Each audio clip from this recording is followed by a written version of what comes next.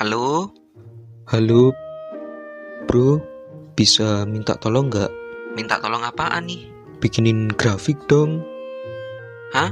Maksudnya? Jadi gini bro,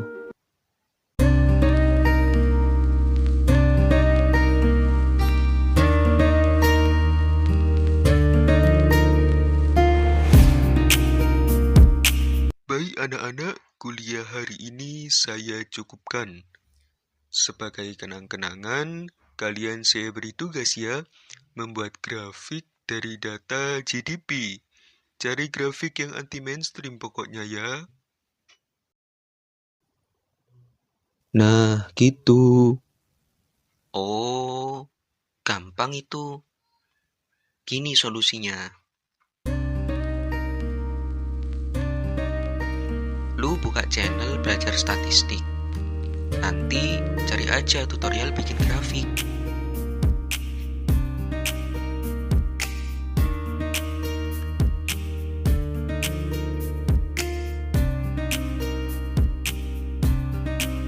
Pernah gak sih kalian bingung mau bikin visualisasi data?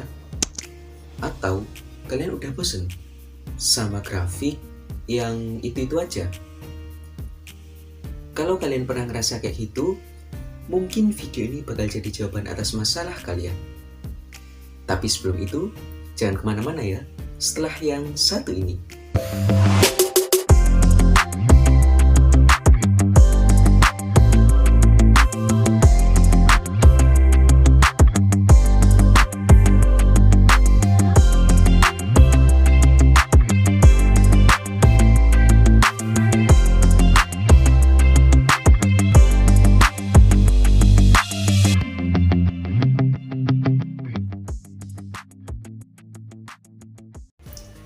Ada banyak grafik yang bisa digunakan untuk visualisasi data. Mulai dari bar chart, line chart, pie chart, hingga yang berbentuk map.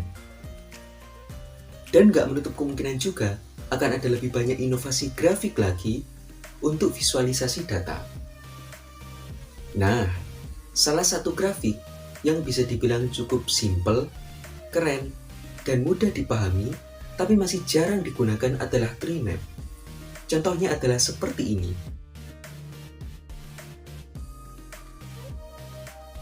Mantap kan? Jadi, mari kita langsung ke langkah pembuatannya. Oke, sekarang kita mulai langkah-langkah pembuatan tree map-nya. Di sini kita akan menggunakan salah satu software statistik yang banyak digunakan, yaitu software R. Lebih tepatnya kita menggunakan RStudio. Langkah pertama, kita akan membuka RStudio terlebih dahulu. Ya, jadi buat teman-teman mungkin yang belum menginstal RStudio bisa menginstal terlebih dahulu. Di sini kita langsung membuka software RStudio-nya. Kemudian, satu hal yang perlu kita ingat bahwa kita di sini akan memvisualisasikan data yang telah ada. Sehingga yang pertama kita harus mengimpor datanya terlebih dahulu. Di sini kita bisa mengetikkan secara manual sintaksnya atau menggunakan menu import di sini ya, di bagian environment menggunakan import. Untuk lebih mudahnya kita menggunakan import saja. Nah, kemudian data yang telah saya miliki adalah data Excel. Kita bisa memilih di sini from Excel. Di sini juga bisa menggunakan SPSS, Stata dan sebagainya. Kita pilih yang sesuai dengan pilihan kita, yaitu from Excel. Kemudian setelah itu kita browse atau mencari letak data yang kita simpan di mana. Nah, di sini jadi data yang akan kita gunakan yaitu Tree World Indicator. Jadi indikator penilaian dunia ya. Nanti salah satunya ada terkait GDP dan populasi. Jadi untuk mengetahuinya langsung kita impor saja. Kita klik open. Nah, kemudian seperti yang saya katakan tadi bisa menggunakan sintak ya. Di sini bisa langsung di copy paste. Tapi karena kita sudah mengimpor lewat environment, lebih baik kita lewat sini saja, lebih praktis juga. Nah, ini tadi ya, data Tree World Indicator itu ada country, continent atau ini benua ya. Terus live X, ada pop dan GDP per cap. Oke. Nah, setelah itu kita akan mengimpornya. Tinggal kita klik impor. Oh iya, di sini ada code preview ya. Jadi dari code previewnya di sini bisa kita ubah. Kalau misalkan nanti variabel untuk penerimanya itu menggunakan tree world indicator, nanti bisa kita rubah menjadi variabel yang sesuai kita inginkan. Kita import saja. Kita masih loading ya.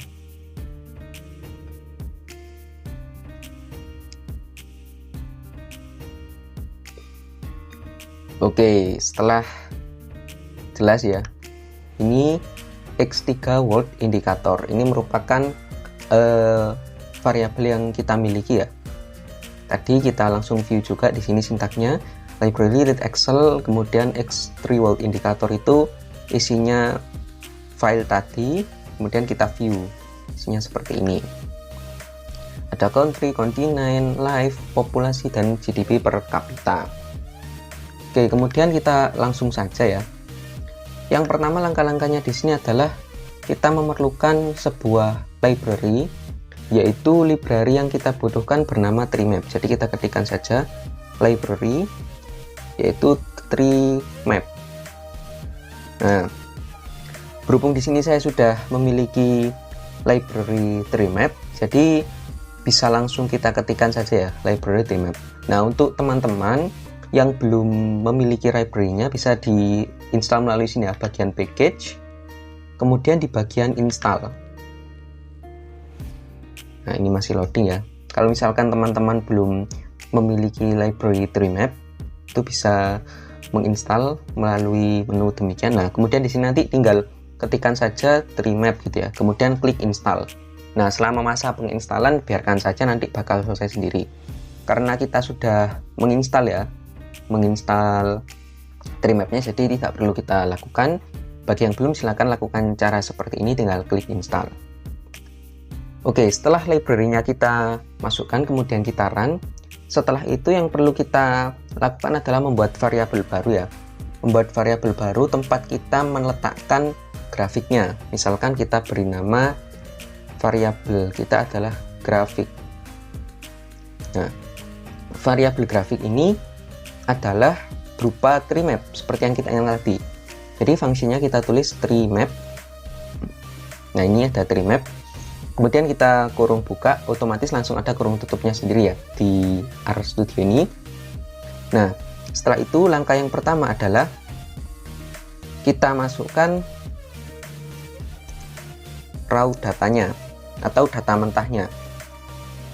Nah, di sini raw data yang kita gunakan adalah tadi ini ya, X3 World Indicator. Tinggal kita ketik saja lagi X3 World Indicator. Nah, ini langsung keluar ya. Mantap. Setelah itu masih kita berada di fungsi tree map.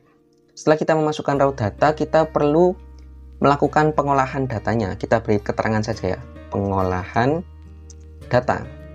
Nah, pengolahan data di tree map itu sendiri ditujukan agar terbentuk sebuah grafik dengan ukuran-ukuran tertentu. Nah, yang menjadi contoh kita kali ini adalah menggunakan ukuran GDP ya. Jadi nanti kita bakal membandingkan GDP antar negara, kemudian juga GDP antar benua. Kita nanti bandingkan mana nih yang paling besar, seperti itu. Sehingga setelah untuk melakukan pengolahan datanya, kita tulis yang pertama yaitu indeksnya. Nah, indeks di sini itu kita nanti mau membuat kelompoknya itu kelompok apa aja, gampangannya seperti itu ya. Nah, karena kita tadi mau membandingkan antar benua dan antar negara, maka kita perlu nih menuliskan yaitu variabel yang memuat benua. Di sini yang memuat benua adalah kontinen, sehingga kita tulis saja terlebih dahulu yaitu kontinen. Nah, setelah kita memasukkan variabel kontinen, jangan lupa memasukkan variabel yang negaranya. Di sini diberi nama country. Tinggal kita masukkan saja country. Nah, setelah indeksnya sudah ya, alias pengelompokannya sudah. Nah, sekarang kita perlu nih menentukan ukuran mana yang bakal dijadikan pengelompokan tersebut. Kan yang bakal jadi pengukuran pembandingnya adalah GDP per kapitanya, sehingga kita tulis yaitu V size. Nah, V size kita gunakan ukuran dari GDP-nya. Nah, GDP di sini diberi nama GDP per cap. Kita gunakan yang bagian ini saja, sehingga untuk yang bagian life EXP dan population ini tidak kita gunakan ya. Kita khusus menggunakan GDP per cap saja. GDP per cap. Oke. Untuk bagian pengolahan datanya sudah selesai, cukup dua saja, yaitu indeksnya apa, kemudian size-nya apa. Nah, sekarang jangan lupa kita ke bagian grafiknya ya. Maksudnya bagian grafiknya itu tampilan grafik. Mungkin bisa kita beri nama tampilan utama. Oh ya, sebelumnya saya mau disclaimer terlebih dahulu. Jadi untuk yang mengawali dengan hashtag ini sebenarnya meskipun tidak diketik pun tidak masalah. Ini hanya membantu untuk melakukan pengoreksian dan pembacaan sintaks ya, seumpama ada yang salah di bagian mananya. Oke, kita kembali. Di bagian tampilan utama ini kita bisa mengatur judul kemudian warnanya. Nah, untuk judul kita menggunakan title. Nah, ini title. Karena kita ingin membandingkan GDP, kita bisa memberi judul ya, bebas. Mungkin di sini saya menggunakan contoh The World GDP. Ini merupakan judulnya, title ini.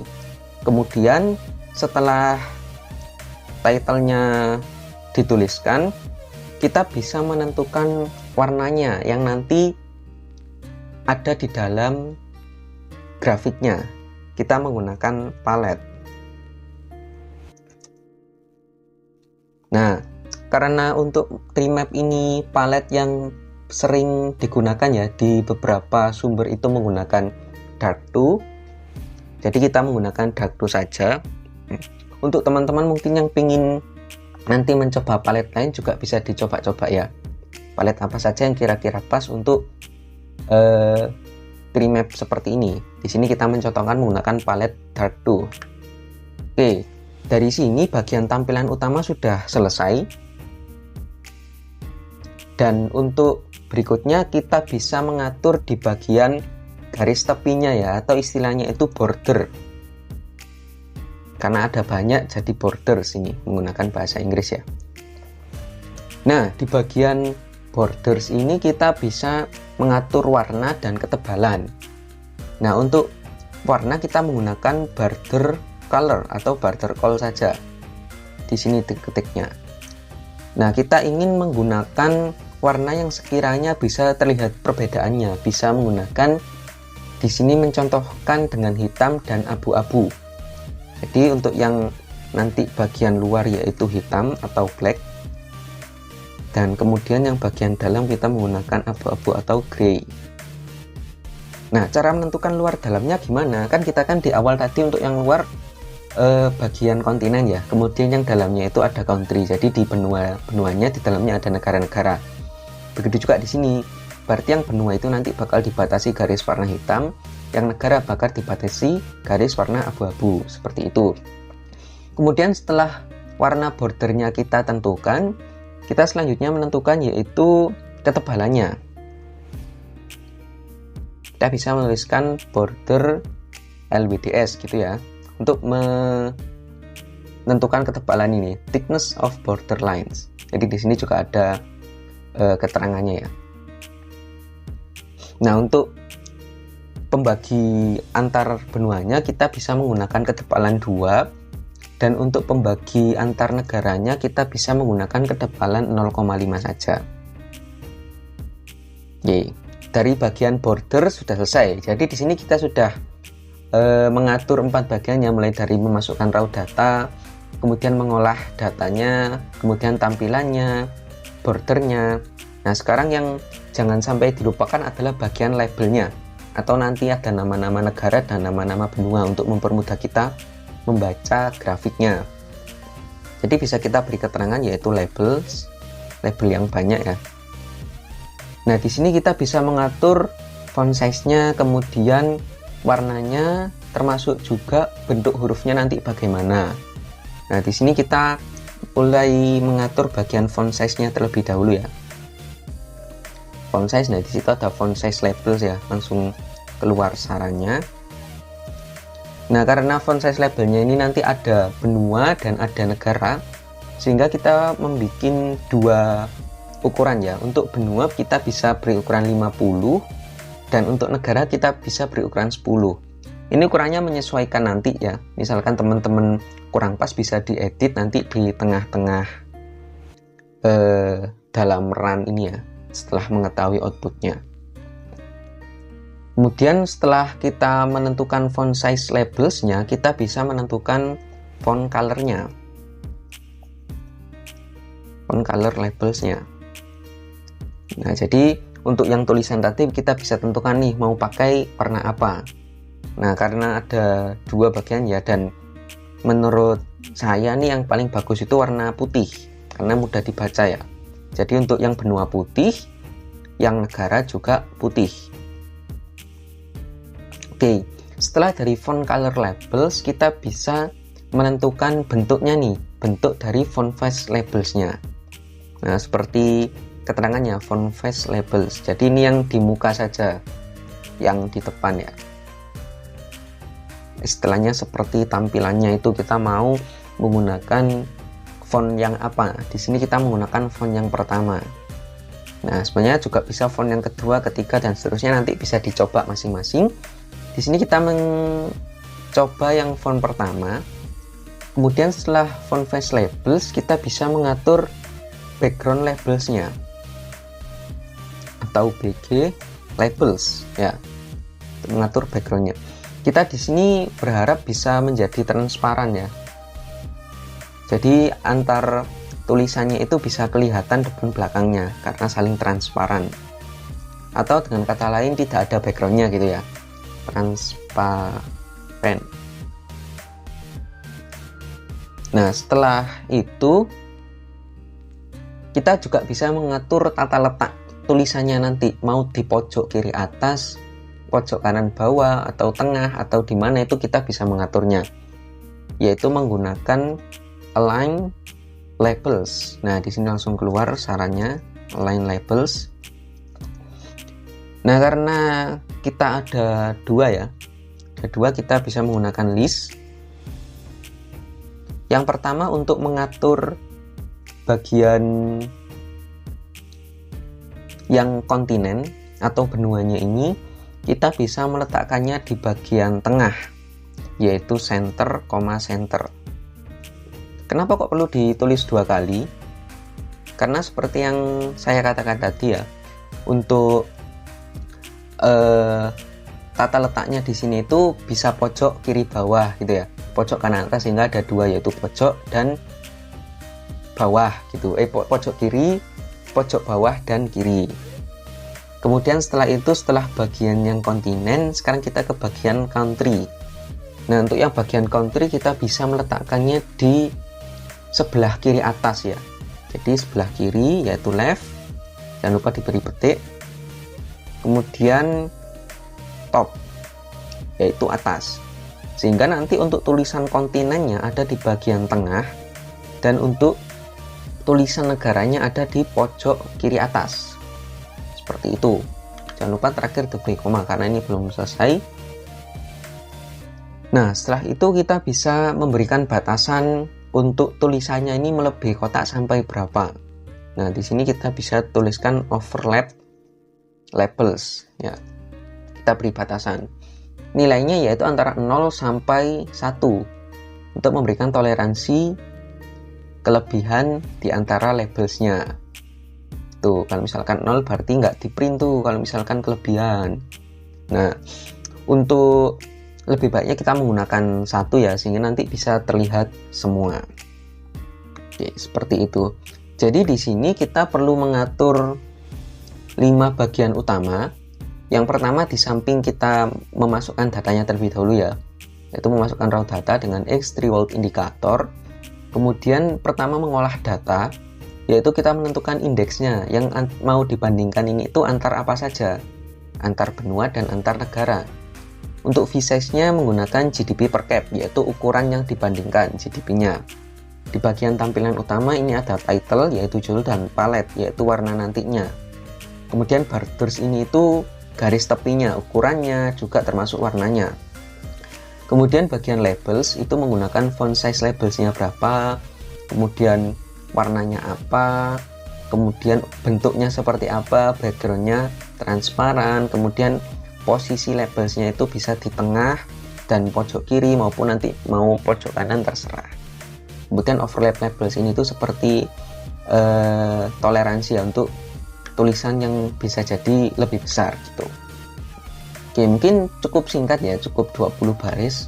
Mungkin nanti bisa kelebihan jadi 24 kalau misalkan kita tadi mengimpornya menggunakan sintaks. Nah, setelah lengkap, kita bisa langsung run. Bisa kita klik run ini atau menggunakan Ctrl plus Enter. Kita klik run saja ya. Run, nah ini masih loading, ada keluar merah-merah ini, biarkan saja. Kita tunggu sampai nanti muncul di bagian plots. Nah kita lihat bagian plot. Nah langsung di bagian plots terlihat.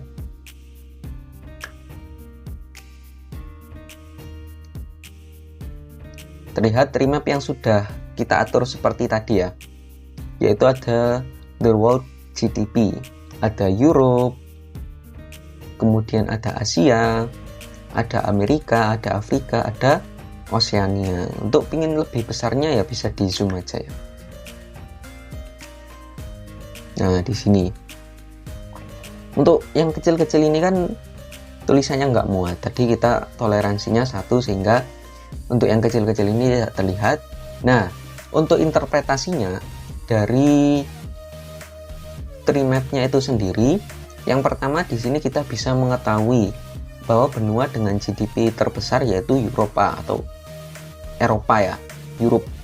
Kemudian yang kedua Asia, setelah itu Amerika, Afrika, dan Oceania.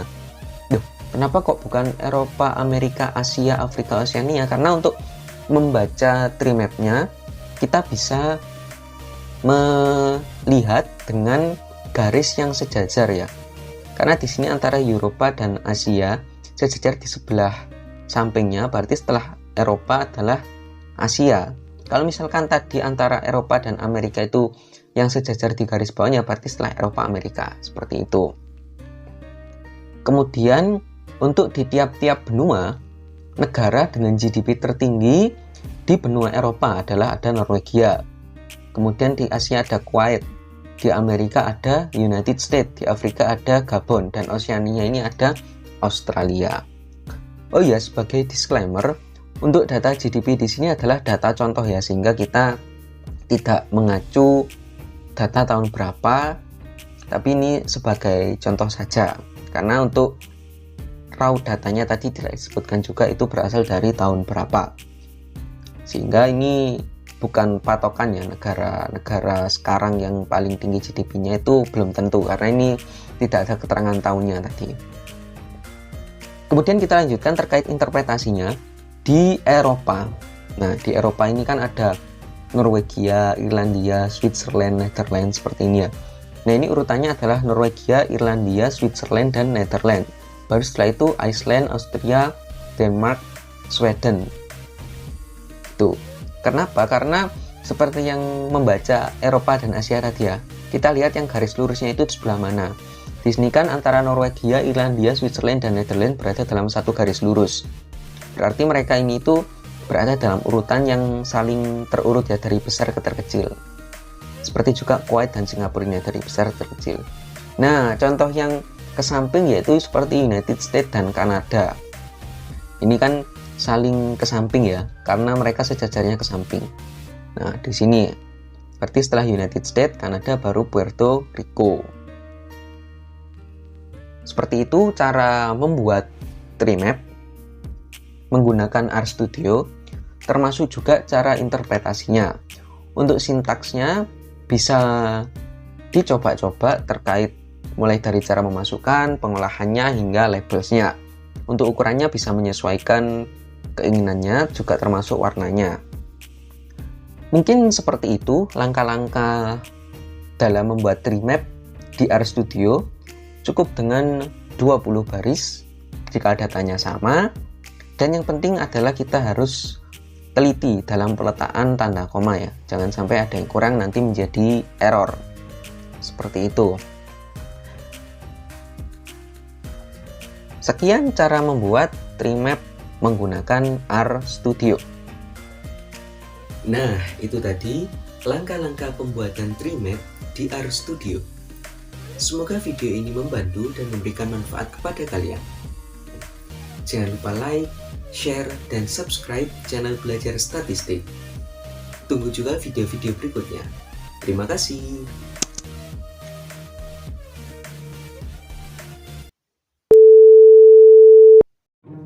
Bro, makasih banyak ya informasinya. Channel Belajar Statistik emang mantap.